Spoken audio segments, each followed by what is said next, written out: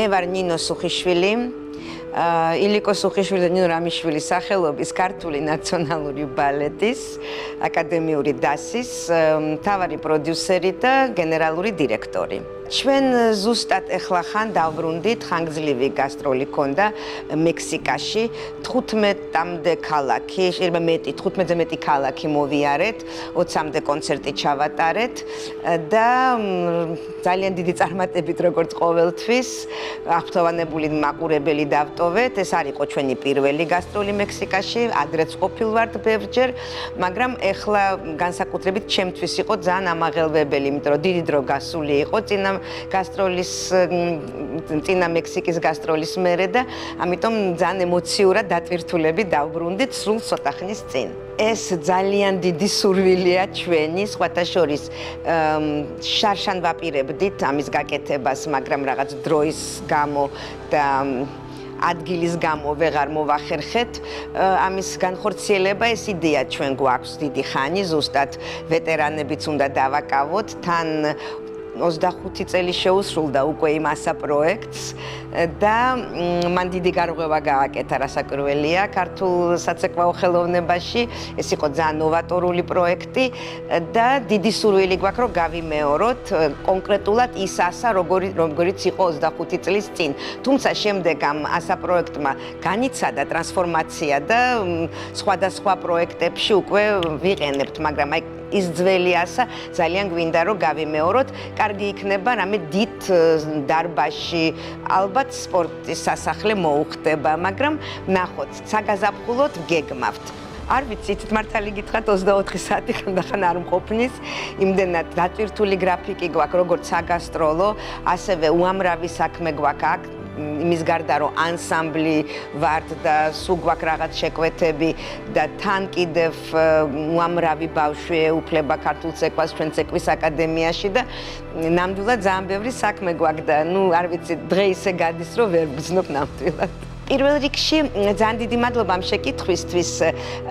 იცით რა, ეპოქა იყო ის, მაშინ ეს ცეკვები ცოტა ეს ხვანაირად იდგმებოდა, უფრო ლირიული ნაწილი ჰქონდა, არა მარტო ხევსურულს, აი ძველთბილისაც ჰქონდა, ეს დოქებით, ყანწებით, აი ცოტა რაღაც ეპოქა მოიტანა, რომ რაღაცნაირად ცოტა შეიცვალოს ეს, რაც ცოტა თეატრალიზებული და არ ვიცი, ცოტა შეიძლება ზედმეტიც იყოს კონცერტში, იმიტომ ძალიან ემოციურად მიდის ერთ ამოსუნთქვაზე.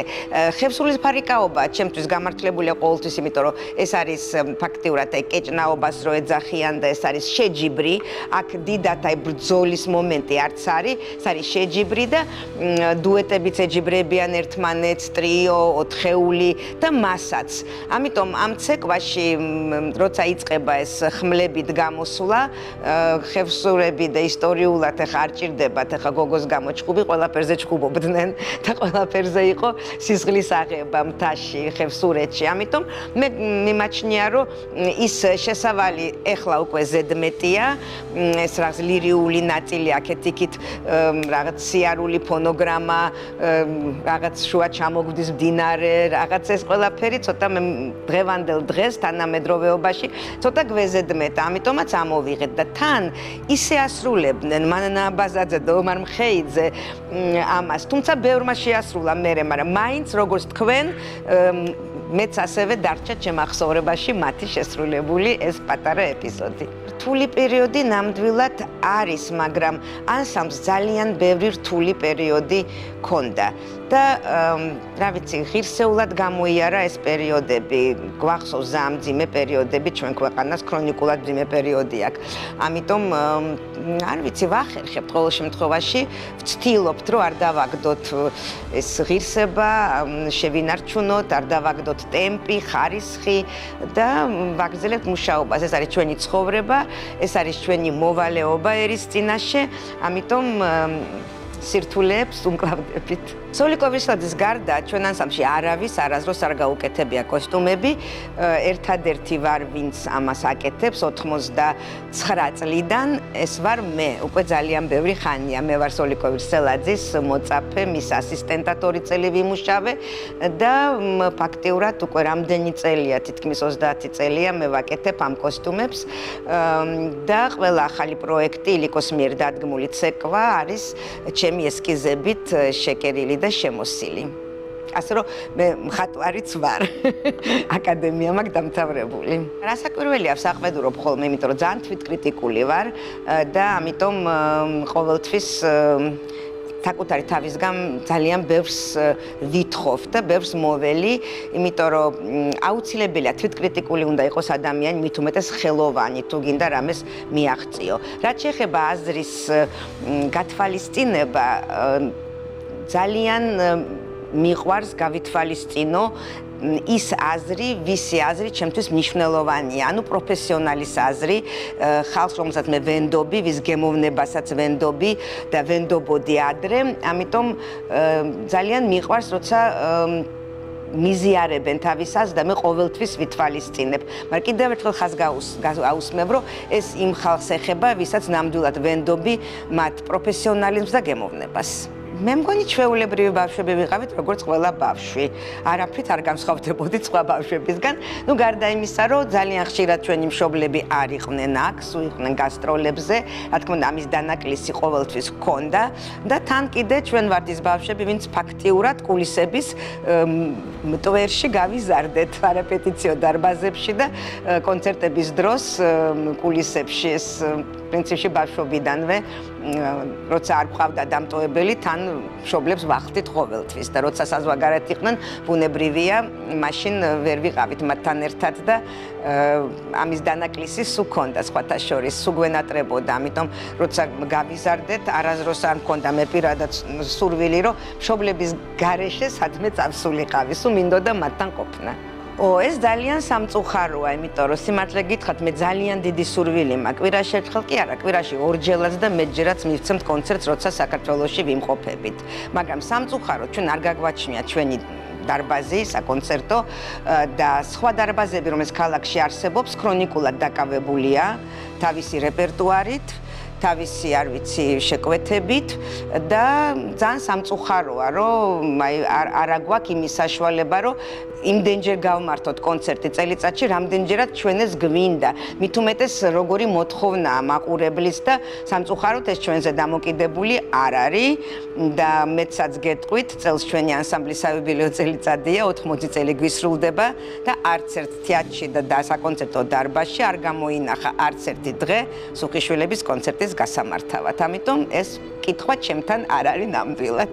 მე მგონი ეს არასწორი პროპაგანდის ბრალია, იმიტომ რომ ეს ესე არ არის ნამდვილად. ჩვენ არაფერს არ გადაუხვიეთ, ჩვენ გვაქვს ტრადიციული, ჩვენი კლასიკური პროგრამა ჩვენს პროგრამაში და არა მარტო ეს, ჩვენ რეპერტუარში რამოდენიმე პროგრამა გვაქვს, სხვადასხვანაირი, ანსამბლს სულ ალბათ სადღაც 5 სხვადასხვა პროგრამა აქვს, რომელიც ერთმანეთისგან განსხვავდება და მთლიანობაში 30-ზე მეტი საცეკვაო ცეკვა ანსამბლის რეპერტუარში და ერთ კონცერტში 15-16 ცეკვა შეიძლება მარტო რომ წარადგინო, იმიტომ რომ 2 საათზე მეტი არ შეიძლება კონცერტის ხანგრძლივობა იყოს, არ უნდა დაღალო მაყურებელი, ამიტომ ეს ტრადიციული პროგრამა სულ არის ჩვენ რეპერტუარში და ნამდვილად ამ პროგრამით ჩვენ გავდივართ კიდევაც საზღვარგარეთ და თბილისშიც გამოვდივართ, როცა ამის საშუალება გვაქვს და არაფერს არ გადაუხვიეთ ნამდვილად პირიქით. ილიკოს უხიშოდ ნინო რამიშვილის დანატოვარს, მე და ჩემი ძმა ილიკო როგორც უფრთხილდება, ესე ვერავინ ვერ გაუფრთხილდება. ამიტომ მგონია რომ ეს იმ ხალხის აზრია, ვინც ჩვენ კონცერტებსაც არ დასწრებია და რაღაც არ ვიცი, პატარა რილსებით თუ რაღაც პატარა სიუჟეტებით სოციალურ ქსელში თავის აზრს გამოიტანს, ან საერთოდაც სხვის აზრს იმეორებს. ნამდვილად ეს რაღაცა პროპაგანდის ნაწილია, რომელიც ჩემთვის აბსოლუტურად გაუგებარია. ნუ რთული ეპიზოდები ახლა ცხოვრებაში მეც მქონია და ყველას ალბათ მქონია. ნუ მე ერთს ალბათ გავიხსენებ და გამოვყობ, ძალიან მძიმე წელიწადი მქონდა 2001, როცა მე შემთხვევით ალბათ გამიტანა მანქანამ ქუჩაში და ისე დამაზარალა რომ მე ნახევარი წელი ბორბლებიან სავარძელზე ვიჯექი და მე თითქმის 8 თვე ყავარჯნებზე, მაგრამ არც ერთი დღე არ გამიცდენია რომ არ ყოფილიყავი რეპეტიციაზე. ასე რომ ესეთი დაზარალებულ მდგომარეობაშიც მუშაობდი. ეს მძიმე ეტაპი იყო ჩემ ცხოვრებაში ნამდვილად, სანამ ფეხზე დავდექი. ეს საიდუმლოა. ნუ ხუმრობით რა საკვირველია. წარმატების საიდუმლო არა მარტო ჩვენი, ყველას წარმატების საიდუმლო იმაშია, რომ აი ბოლომდე უნდა ეწირებოდე იმ საქმეს, რომელსაც აკეთებ. უნდა გიყვარდეს სიგიჟემდე, ალბათ ფანატიურად, იმიტომ რომ მთელ ცხოვრებას უთმობ ამას, აი ყველაფერი გვერდზეა გადადებული, პირველ ადგილზე არის ეს შენი საქმე და ყოველთვის უნდა გეჭიროს აი ეს რაღაც ხარისხი, დონე და არ ვიცი, ალბათ თავგანწირვასაც მოითხოვს, თორე სხვანაირად არაფერი არ გამოვა და უსაზღრო სიყვარული, სიყვარულის გარეშე ვერაფერს ვერ გააკეთებ. ნამდვილად ძალიან დიდი შრომაა, ჩვენი შრომა, მარტო ცეკვა თამაში არ არის, ეს სერიოზული შრომაა, რომელიც მოითხოვს ძალიან დიდ ენერგიას, ნერვებს, ჯანმრთელობას და ამიტომ აი ბოლომდე უნდა იყო, აი არ ვიცი, სათხელოვნება არის ეჭვიანი რამე. სულ ითხოვს, რომ ბოლომდე მისი იყო და არაფერზე სხვაზე დრო არ გრჩებოდეს და თუ მართლა ბოლომდე მისი ხარ, მაშინ ყველაფერი გამოვა და სულ გექნება წარმატება. იცით რა, ეს ესტაფეტა მართალი გითხრა წინაპრებისგან, აი ესე არ მიგვიღია პირდაპირ, აი ნამდვილად არაფერი არ მოსულა ჩვენთან, აი ესე რაღაცა ლანგარზე მორთმეული. ჩვენ ძალიან ბევრი შრომა დაგვჭირდა და პირველ რიგში ჩვენი წინაპრებისთვის, მშობლებისთვის დამტკიცება იმისი, რომ ჩვენ ეს შეგვიძლია და შეგვიძლია ცოტა სხვაზე უკეთ. ამიტომ არანაირი პრივილეგიები არც მე არც ილიკოს არ ქონია, რომ ანსამბლში მუშაობდით, ჩვეულებრივი რიგითი მოცეკვავები ვიყავით, ბოლო ხაზში ვიდექით და აი ამ პრივილეგიის გარეშე მთელი ჩვენი შრომით, ძალისხმევით, ჩვენ აი პირველი ცეკვა, რომელიც ილიკომ დადგა, სანამ იმათ მარ შეგვიფასეს, ის იყო ცეკვა ზეკარი და ქალბატონი ნინო რამიშვილი მოესწრო ამას და მისი აზრი ყველაზე მნიშვნელოვანი იყო ჩვენთვის. ასევე პირველი პროექტი, რომელიც არ გავაკეთე მე ანსამბლის გაყვანა საზღვარგარეთ როგორც პროდიუსერი, სანამ არ შევქმენი პირველი კოსტუმი, რომელიც ჩაიცვა ანსამბლმა და ეს ყველაფერი პირველ რიგში იყო მოწონებული ჯერ ჩვენი მშობლების მიერ და მარტო შემდეგ მოგწეს იმის უფლება, რომ ჩვენ უკვე ჩვენი გზა გავაგრძელოთ. აი მწვანე შუქი მე აგვინთეს. ამიტომ ეს ესტაფეტა რასაკვირველია, ძალიან დიდი რამეა, როცა მესამე თაობა ხარ და აგრძელებ აი შენი დიდი წინაპრების საქმეს, მაგრამ არც ისე ადვილია სხვათა შორის. პირიქით, ბევრად უფრო ძნელია. ვებიაჩემი ქალბატონი ნინო ხშირად ამბობდა, რომ მწვერვალზე ასვლა არ არის ისე ძნელი, როგორც მწვერვალზე დარჩენა. და ჩვენ აი გავიარეთ ეს გზა, რომ აი სულ ყოფილიყავით აი სიმაღლეზე და არ დაგვეგდო არაზროს ის ხარისხი და არ დაგვეგდო აი ეს დონე, რომელიც ანსამბლს ჰქონდა უკვე მიღწეული და პირიქით კიდევ უფრო მაღლა აგვეყვანა. მე მგონი შევძელით. ძალიან კარგი წელია. პირველ რიგში აღნიშნავ, რომ არაჩვეულებრივი გამოფენა გაკეთდა ტრიუმფის 80 წელი ზურა წერეთელის სახელობის თანამედროვე ხელოვნების მუზეუმში, მომაში. ის გამოფენა გრძელდება კიდევ 2 თვე და კიდე გაგრძელდება იმედია. ძალიან დიდ მოწონებას იმსახურებს და რაც ყველაზე სასიამოვნოა, რომ მარტო ტურისტი არ შედის, ძალიან ბევრი თბილისელი დადის თურმე და სულ არის, ესე იგი, მოთხოვნადი ეს გამოფენა, ძალიან საინტერესოა და ამით მთავარია, რომ ამით აღნიშნეთ ეს ჩვენი 80 წელი, გამოვიტანეთ სასცენო კოსტუმები, აფიშები, ფოტოები, არაჩვეულებრივი არქივის ფოტოები, ძალიან საინტერესო ჩემი აზრით, რაც მართლა ხალხს თურმე ძალიან აინტერესებს და ეს გამოფენა ეხლაც გრძელდება. რაც შეეხება დანარჩენს, ჩვენ ძალიან დატვირთული საგასტროლო გრაფიკი გავაკეთეთ და ისე შეიქმნა ეს, რომ ფაქტიურად თითქმის სულ გასულები ვართ, ცოტა ხნით ჩამოვდივართ, ისევ მივდივართ და რადგან თბილისში და საქართველოში არ ხერხდება ჩვენი იუბილეს კონცერტის აღნიშვნა, ამიტომ აღნიშნათ მსოფლიოს სხვადასხვა ქვეყნებში, სხვადასხვა ქალაქებში, ყველაზე ცნობილ სცენებზე, აი ზუსტად ყველაზე აღნიშნულოვანია, რომ ნიუ-იორკში გველოდება კონცერტი კარნეგი ჰოლში და იქ იქნება აღნიშნული ეს ჩვენი საიუბილეო კონცერტი. მანამდე მექსიკაში აღნიშნეთ, იქამდე გაზაფხულზე ევროპის 7 თუ 8 ქვეყანაში აღინიშნა, ძალიან ბევრ ქალაქში. ეხლა ამ დღეებში კიდე ბულგარეთი, თურქეთი გვაქვს გეგმაში, ასე რომ მთელი წელი მთელ მსოფლიოში აღინიშნება ჩვენი ტრიუმფის 80 წელი. სიახლის ყოველთვის ეშინია ადამიანებს და არა მარტო ხელოვნებაში ალბათ, ცეკვას გულისხმობ, არქიტექტურაშიც, რაღაც, არ ვიცი, მოდაშიც, ყველაფერს ფრთხილად უყურებს ადამიანი. მე ვთვლი, რომ სიახლის გარეშე არ იქნება წინსვლა. ისევ გავიმეორებ ნინო რამიშვილის სიტყვას, რომელიც ჩემთვის ნამდვილი აფორიზმებია, რომელიც სულ ამბობდა, რომ ეს ჩვენი ანსამბლიო არ არის ცეკვის მუზეუმიო.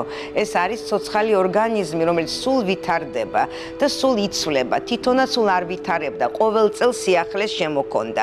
სხვათა შორის ის ხევსურულის დუეტის ამბავი, რომ კითხეთ წინა კითხვაში, ნინო რამიშვილის დროს მოიხსნა და არა მედაილიკოს დროს. რაც შეეხება კიდევ სიახლეს, იცით რა, მე მესმის ხალხის, რომელიც ცოტა ესე უყურებს, რომ არ ვიცი, ეშინიათ, რომ ეს რაღაცა ქართული არ დაიკარგოს, თუ ეს სიახლე აფუჭებს ქართულ ცეკვას. არა მგონია, იმიტომ რომ ქართული ქორეოგრაფია ფაქტურად შეიქმნა მაშინ, როცა შეიქმნა ჩვენი ანსამბლი. რა თქმა უნდა, იყო ცეკვები, იყო ილეთები, მაგრამ რასაც ქვია, ის შოუ, ნამდვილი, ესეთი ცეკვების ნაზავი, რომელიც ნახევარზე მეტი თვითონ ნინომ და ილიკომ მოიგონეს, ძალიან ბევრი ცეკვები, ხა ჩამოთვლა რომ დავიწყო, არ ვიცი, 3-4 პროგრამა მათი მოგონილი იყო, რასაკვირველია, ხა ცეკვა ქართული არ მოუგონიათ, მაგრამ სამაია მოგონილია, ხანჯლური მოგონილია, იგივე ხევსურული ფარიკაობა ანსამბლში დაიდგა, ძველი თბილისის სურათები, ქალთა ცეკვა ნარნარი, რამდენი ჩამოვთვალო, ხო, მათი ფანტაზიის ნაყოფი იყო გამოყინებული ილეთები. ხო, ილიკო და ნინო ეძახდნენ ამ ილეთებს საშენ მასალას, რომლიდანაც ისინი ახალ ქორეოგრაფიას აშენებენ. აი ზუსტად იგივეს ვაკეთებთ მე და ილიკო ვაგრძელებთ. ჩვენ ვიყენებთ ამ ეროვნულ ნაციონალურ ილეთებს და იმისგან ვქმნით მერე ახალ ცეკვებს, რომელიც თავიდან ბოლომდე არის აი გამსჭვალული ამ ქართული სულისკვეთებით, ამ ქვეყნის სიყვარულით, პატრიოტიზმით და ეროვნულობით. ამიტომ ხალხი უყურებს ამას, რომ აი ძალიან ახლოს მიაქვთ გულთან. აი მე მესმის. ჩვენ ხო სულ გონია რომ სულ რაღაცას გვართმევს, მიწას გვართმევს, ქვეყანას გვართმევს, ხან ენას გვართმევს, ხან რელიგიას გვართმევს და არავინ არც არ გვართმევს. ჩვენ უნდა შევინარჩუნოთ ეს ყველაფერი და არც იმ ქართულ ცეკვას არაფერი არ მოუვა, გარდა იმისა, რომ უფრო პოპულარული გახდება. ამიტომ როგორც აი ეროვნულობასთან არის გაიგივებული ხალხისთვის ჩვენი საქმიანობა და ამიტომ არის ალბათ ეს შიში, რომ აი რაღაცა ჩვენი ბინძური ხელებით ვაფათურებთ ქართულ რაღაცა წმინდეებში, ანუ ქართულ ქორეოგრაფიაში. და არ არის ეგრე, მინდა დავამშვიდო ყველა, რომ ნამდვილად არა, პირიქით, ჩვენ ზოთის ხალხი ვართ, ვინ ამას ინარჩუნებს, ან ვითარებს, გააქვს სოფლიოში და ჩვენ პატარა ქვეყანას აცნობს მთელ სოფლიოს. ასე რომ 40-იან წლებიდან დაწყებული არავინ არაფერი არ იცოდა საქართველოზე. ბევრმა შეება დღესაც არ იცის. და აი ჩვენი კონცერტის მერე ხვდება რა ქვეყანაშიც არ უნდა ვიყოთ და რომელ პატარა ქალაქში, არ ვიცი, თუნდაც მექსიკის სადღაც გადამთიელ-მთიან რაიონში, ხო? იქ ხდება რა ქვეყნიდან ჩვენ ვართ, რა კულტურის და ისტორიის მატარებლები ვართ და რა განძი გვაქვს ჩვენ ქვეყანას. ეს არ არის მარტო ჩემი ანსამბლი, ეს არის სახალხო ანსამბლი და ამიტომაც აქვს ხალხს ეს დამოკიდებულება, რაზეც არც მე და ილიკოს არასდროს ერთი წუთით არ გვინერვიულია და არასდროს აი მართალი გითხრათ არა გვაქვს რეაქცია პირიქით, აი რაღაცა გვეღიმება, გვიხარია კიდევაც, რომ ესე ღელავს ჩვენი მაყურებელი, რომ ყველაფერი იყოს ისე დონეზე, რომ ჩვენი პატრიოტიზმი, ჩვენი ეროვნულობა, ჩვენი არ ვიცი, ქვეყნის სიმდიდრე იყოს შენარჩუნებული და მე მგონი ამისთვის მარტო მადლობა უნდა გადაუხადოთ. აი თუ შეიძლება დავამატებ, აი ქრონიკა ხო არსებობს ელემენტარული. ჯერ მარტო არ ვიცი, ჩემთვის ძალიან ნიშანდობლივი და ძალიან საყვარელი ფილმი ეს ისტორია აკაკი წერელის მოგზაურობა რაჭა ლეჩხუმში ხო გადაღებულია როგორც ცეკვავდნენ იმ წლებში. აი რა იყო მაშინ ქართული ცეკვა. თუნდაც მერე იგივე ანსამბლის შექმნის დროს 30-იან წლებში, 20-იან წლებში, როცა ნინო და ილიკოს უკვე ჰქონდათ თავისი ჯგუფი, უბრალოდ ჩვენ ვიძახით 80 წელს სტატუსი მივიღეთ მეორე მსოფლიო ომის შემდეგ ეგრევე, მაგრამ მანამდე ხო არსებობდა ანსამბლი. უბრალოდ ჩვენ იურიდიულად ვიტვლით 80, თორე 20-იან წლებში რო დაქორწინდნენ ნინო და ილიკო უკვე პატარა ჯგუფი შექმნეს. 35 წელს კიდევ ილიკო იყო ლონდონში და მიიღო ძალიან სერიოზულ ფესტივალში მონაწილეობა მსოფლიო ხალხთა ცეკვებში, ქართულმა ცეკვამ აიღო გრან-პრი. ეს არის 1935 წელი. ანუ ოფიციალური ანსამბლის სტატუსის მიღებამდე 10 წლით ადრე. და რაც შეეხება აი ამ არქივს, ამ ქრონიკას, იგივე 30-იან წლებში, 40-იანში, 50-იანში, თუნდაც 60-იან წლებში ჩვენი ანსამბლი რასაც ცეკვავდა და როგორი განვითარება მიდიოდა ჯერ კიდე ილიკოს და ნინოს დროს, აი მე ახლა რო უყურებ მაგალითად 70-იან წლებში, 60-იან წლების ბოლოს გადაღებულ ფილმებს, როგორი განსხვავებაა მერე უკვე 90-იან წლებში როგორ ცეკვავდნენ და 80-იან წლებში და ეხლა ხო საერთოდ ტექნიკურად გაიზარდა ძალიან შესრულების აი სტილი, მანერა, მოცეკვავე, ბევრად უფრო მაგარი მოცეკვავები ყავს ეხლა ჩვენ ვიდრე იყო ადრე. ეს არ ნიშნავს, რომ ისინი ცუდები იყვნენ. ოქროს თაობა ხშირად იციან, რომ აი ეს ოქროს თაობა. ჩემთვის პირადად ყველა თაობა ოქროსია.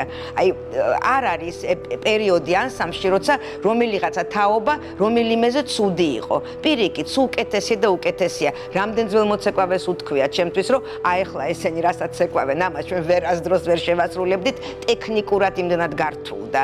და ნუ აუცილებელია ცეკვა კი არა, აგერ სპორტი რთულდება და 10 წლის წინ ოლიმპიური რაც იყო, ესე ვთქვათ, მაქსიმუმი რაღაცა დროის, დღეს ბევრად უფრო მეც ითხოვენ, ხო, ბევრად უფრო გართულდა, კლასიკური ბალეტიც გართულდა, სპორტიც გართულდა, წინ მივდივართ, ტექნოლოგიებიც მიდის და არ ვიცი, მოდის და ვითარდებით, ერთ ადგილზე ვერ გავჩერდებით, ვერ ჩვენ და ვერ სხვა სფერო, არც ხელოვნების, არც მეცნიერების და არაფრის. ამიტომ მე ვთვლი, რომ ეს აუცილებელია, წინსვლის გარეშე ვერ განვითარდება ვერაფერი და ნუ არ ვიცი დამდგარი წყალი, კარგი არაფერი არ მოაქვს, ამიტომ ეს უნდა დინება სულ იყოს.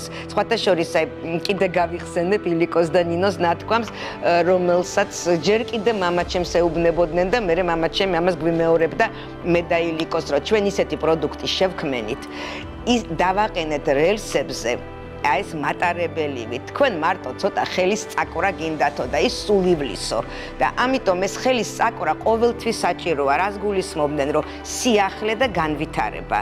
აი ესე ვართ, ამიტომ აი ეს არის ჩვენი მთავარი აზრი და სტილი, რომლითაც ჩვენ მუშაობთ და ალბათ ამითი განსხვავდებით სხვა კოლექტივებისგან და ისიც მინდა ვთქვა, რომ ჩვენზე ყოველთვის იყოს სწორება და ეხლაც არის.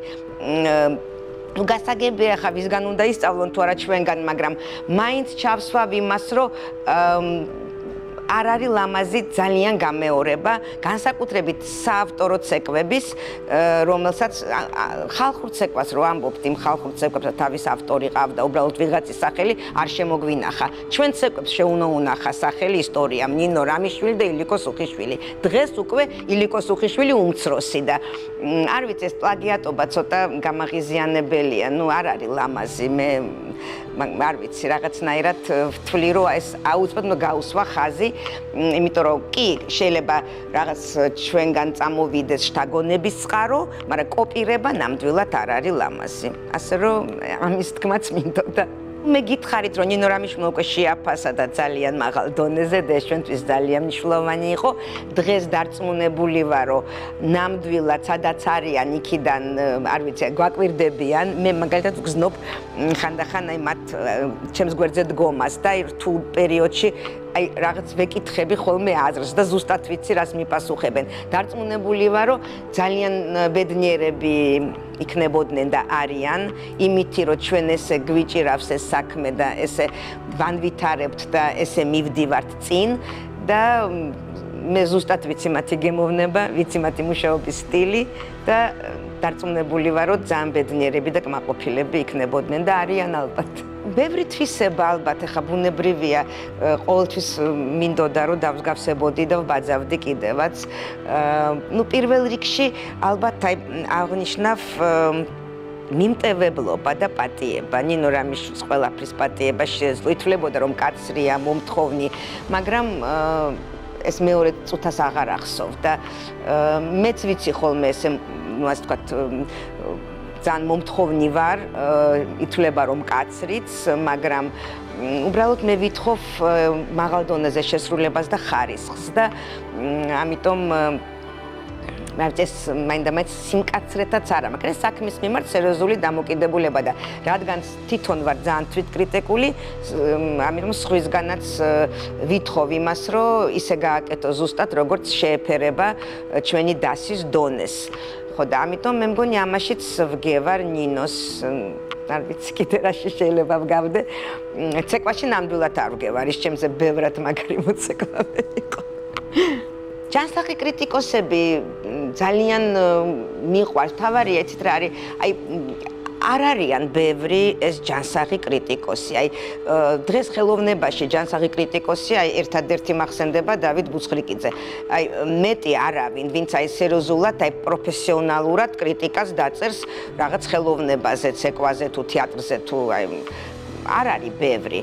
მაგრამ მე ძალიან კაი დამოკიდებულება მაქვს კრიტიკის მიმართ, თუ ის რა თქმა უნდა არის საღი და არის პროფესიონალური და არა დავშვა ავანტყოფური. ჩვენთან ხო კრიტიკა აღარ არსებობს, დიდად ლანძღვაგინებაზე გადადის ყველა და ხანდახან შეურაცხყოფაზეც, მაგრამ რაცაც ქვია კრიტიკა, ნამდვილი ჯანსაღი კრიტიკა, ის აუცილებელია და ალბათ ჯობია რომ მეტი პროფესიონალი კრიტიკოსი ყავდეს და არა ერთი და ორი. ნუ ხა ესეა ფაქტია. ძალიან ბევრი იყო, ეხა ესეთი კონკრეტული, ნუ ერთადერთი შემე გავახსენე, რომ ხშირად ხდება, ნუ ძალიან არა, მაგრამ ყოფილა შემთხვევები რამდენჯერმე, რომ დავუშვათ ბარგი არ ჩამოგვივიდა და კონცერტი უნდა გავმართო და არა გვაქვს კოსტუმები. ხო არ არის არც ისე ვთქვათ მაკიაჟის ჩანთები, არც ნაწნავები და ნუ აი რა უნდა ვქნათ, კონცერტი უნდა ჩატარდეს და ჩაგვიტარებია სხვათა შორის და ძალიან საინტერესო ყოფილა. ხანდახან ნახევარი ბარგით ჩამოსულა, ნახევარი არა და აი რა ჩამოსულა იქიდან 1 საათში გადაგვიკეთებია და სრულიად სხვა პროგრამა მიგვიცია და ძალიან წარმატებული იყო. მე მოგწონებია და რაღაცები დავტოვეთ კიდევაც. იმდენად კაი გამოვიდა. ასეთი კრიზისები არის, მაინც ხშირად გადასვლა გვაქვს ძალიან გრძელი ქალაქიდან ქალაქში, შეიძლება იყოს საცობი, შეიძლება იყოს გზა გაფუჭებული და აი კონცერტს რო აი უკლია რაღაცა 10 წუთი და მაშინ რო შედიხარ თეატრში და ვერაფერ მომზადებას რო ვერ ასწრებ და რაღაც წუთებში ყოფილა ეს ყველაფერი გადამზადება, ჩაცმა და სცენაზე გავარდნა. აი ესეთი კურიოზები რა თქმა უნდა ბევრია და ეს ჩვეულებრივი ამბავია, როცა ესეთი საგასტროლო გრაფიკი გაქვს, როცა ფაქტიურად ბორბლებზე ხარ სულ და ეს ბუნებრივია, რომ სულ არის ესეთი გადაფრენა და აგვიანა, მაგალითად კონცერტზე ჩასვლას ვერ ასწრებ, მე როგორც იქნა ასწრებ და პირდაპირ შედიხარ მომზადებლად და ხდებოდა ეგეთი შემთხვევები, მაგრამ ვერ გებოდით და პირიქით საინტერესოც გამოდიოდა. ნუ ალბათ ისე როგორც ეხლა, მაგალითად ეხლა რომ გავიხსენო 50 წლის წინ ანსამბლი, ან 30 წლის წინ ანსამბლი, ხო ეხლა განსხვავება არის რა თქმა უნდა, მაგრამ პრინციპში ერთია, ხო იგივე დონე, იგივე ხარისხი, პრინციპში იგივე ცეკვები, უმეტესობა.